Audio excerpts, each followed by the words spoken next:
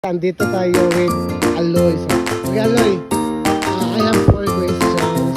What is the English longest word?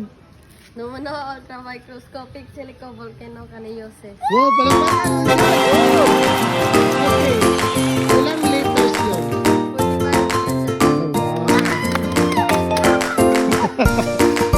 Your second question, who is the first president of the Philippines? The first president of the Philippines, Julio. Wow! Okay, Sino ang ama ng Katipunan? Andres Bonifacio. Wow! Perfect! Hello! Andito ako sa Pitangat Boulevard. So, nakakita ko ng matatalinong kabataan. So, Kuya, what's your name? Chelsea Blanco.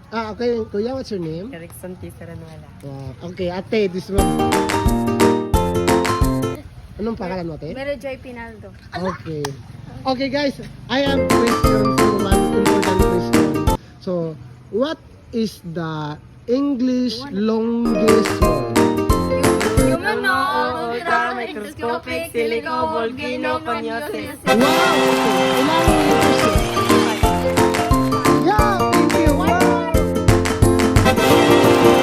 Ayaw mong undang og? Very good. Enjoy for? Learning!